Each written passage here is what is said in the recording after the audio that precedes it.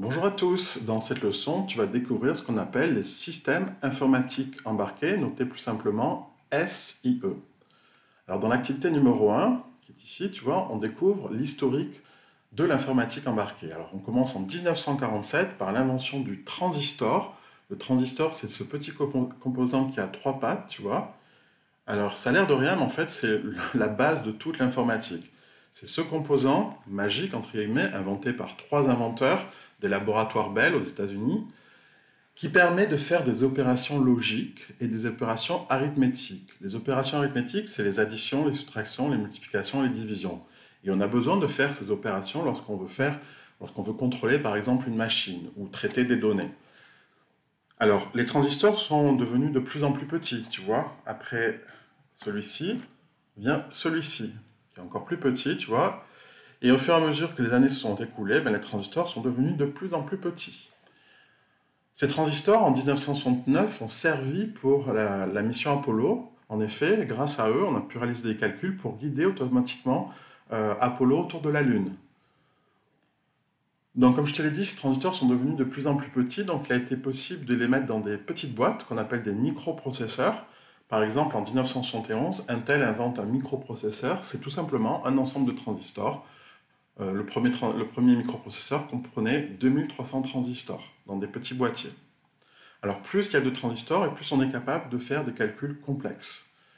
En 1982, on invente le premier objet connecté, c'était tout simplement une machine, distributeur de canettes, et cette machine était connectée, c'est-à-dire qu'on pouvait contrôler à distance la quantité de canettes qu'elle contenait.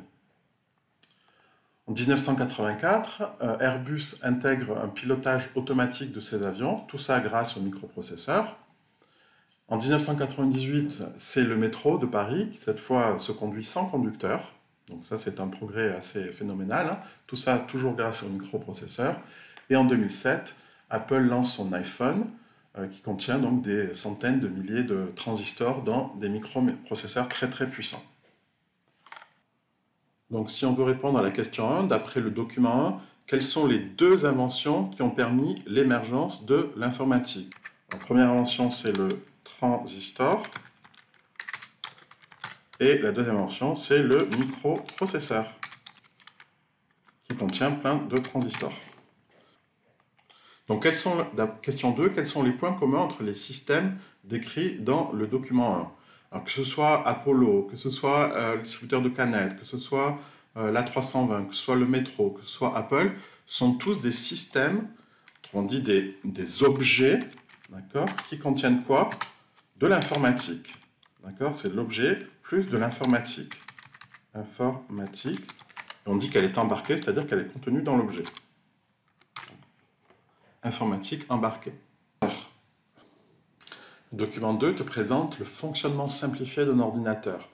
Alors on commence par ce qu'on appelle entrée, le périphérique d'entrée. Alors le périphérique d'entrée, c'est par le moyen de ce périphérique d'entrée, c'est quoi? Ce sont les souris, les claviers, les webcams, les micros, les ports USB. On fait rentrer ou on fait parvenir des données au cœur de l'ordinateur. D'accord? Donc, si je tape sur le clavier, bien, j'envoie des données. Si je regarde une webcam, comme maintenant, j'envoie des données, c'est ma lumière qui parvient à la webcam. D'accord? Et qui va ensuite dans l'ordinateur. Pareil avec un micro, j'envoie des données physiques, hein, quand je parle dans un micro, des données électriques qui sont converties en 0 et en 1, qui vont rentrer dans l'ordinateur. Pareil avec un port USB, hein, j'envoie avec un USB, j'envoie des données vers l'ordinateur. Ensuite, ces données, qu'est-ce qu'elles font? Elles vont dans la mémoire de l'ordinateur. La mémoire, ça permet de stocker ces données. Ensuite, une fois qu'elles ont été stockées, ces données parviennent à ce qu'on appelle le CPU. Le CPU, c'est le microprocesseur, hein, c'est le cœur du microprocesseur. C'est un calculateur, tout simplement. Alors lui, il reçoit les données de la mémoire et il effectue des calculs dessus. Donc il prend des données qui viennent par exemple de la webcam. Il prend la lumière, les données binaires, et il va faire des calculs dessus. Donc il va renvoyer ces résultats encore une fois à la mémoire. Et une fois que c'est stocké dans la mémoire, ça va être renvoyé vers les périphériques de sortie, par exemple un écran d'ordinateur, un moniteur, ou encore un vidéoprojecteur. Donc finalement, tu vois, c'est un ordinateur, c'est tout simplement un traitement, c'est un système de traitement de données qui rentre par des périphériques d'entrée, qui sont stockés dans une mémoire, qui sont calculés dans un calculateur, un CPU, et qui sont renvoyés vers l'extérieur par des périphériques de sortie, tels que moniteur, vidéoprojecteur et un port USB. Puisque tu peux récupérer des données avec un port USB. Un port USB, finalement, c'est à la fois un périphérique d'entrée et un périphérique de sortie. Donc, question 3, à l'aide du document 2, d'écrire en une phrase le fonctionnement d'un ordinateur. On va dire tout simplement un ordinateur reçoit des données en provenance de périphériques d'entrée,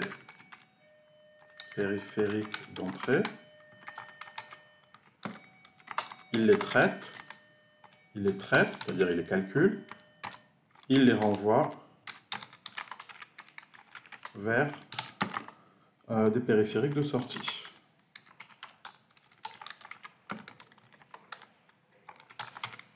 Voilà. Bon, je peux parler de la mémoire, ça c'est le lieu de stockage. Le document 3, lui, te présente la composition d'un système informatique embarqué. Alors, si on fait le parallèle avec un ordinateur, en ordinateur, on a trois choses. On a le cœur qui calcule, on a les entrées et les sorties. D'accord? Un système informatique embarqué, c'est tout simplement un ordinateur qui est mis sur un objet. D'accord? Donc, l'ordinateur, son cœur, c'est le processeur. Donc, c'est ce qu'on voit ici. C'est avec le cerveau qui reçoit les données, il traite ces données. D'accord? Donc là, par exemple, ça peut être microbit. Un microbit, c'est simplement un microprocesseur. Ensuite, les entrées, les entrées, au lieu d'être un clavier, ça va être des capteurs. D'accord? Donc, par exemple, ici, un capteur d'ultrasons qui va saisir des sons. OK? Donc, la fonction du capteur, c'est quoi? Il capte des données physiques de son environnement. Donc, ça peut être le son, ça peut être la lumière, ça peut être la température. Donc, exemple, c'est un thermomètre, un récepteur d'ultrasons, un récepteur d'infrarouge. D'accord? Ça, c'est pour la lumière infrarouge. Donc, un capteur, finalement, c'est un périphérique d'entrée. Et puis, tout à fait à droite, on a les périphériques de sortie, ce sont les actionneurs. L'actionneur, lui, il reçoit des données du processeur et il réagit. Un actionneur, c'est qu'il agit. Donc, ça peut être un moteur, des diodes qui s'allument, un buzzer qui fait du bruit. Ici, on a par exemple un servomoteur. Donc, tu vois le parallèle avec un système entre un ordinateur et un système informatique embarqué, tout simplement, que c'est la même chose. Un système informatique embarqué, c'est un ordinateur intégré à un objet, d'accord? Et cet ordinateur a des entrées, ce sont les capteurs qui captent des données, et il a des sorties, ce sont les actionneurs qui réagissent, comme les moteurs, les diodes, etc. Donc d'après le document 3, décrire les éléments qui composent un système informatique embarqué. Il y en a trois. Il y a capteur, ça c'est l'entrée. Ensuite on a le CPU, ou le processeur, ou le microprocesseur, donc je vais marquer CPU, c'est le processeur. Et enfin, on a la sortie, c'est les actionneurs. Les actionneurs, c'est les moteurs, les lampes qui s'allument, les buzzers, etc. D'accord? Donc, la même chose que pour un ordinateur. On a l'entrée, le traitement par le CPU, et l'actionneur, c'est la sortie. Bon, j'ai pas dit, mais il y a aussi la mémoire, toujours pareil. Quand je dis CPU, c'est toujours avec la mémoire. Comme dans un ordinateur, il y a la mémoire. Ton microbit, par exemple, il a aussi de la mémoire, pour stocker les données. Par exemple, pour stocker une température, stocker la quantité de lumière, stocker des ultrasons, etc. Il faut toujours de la mémoire.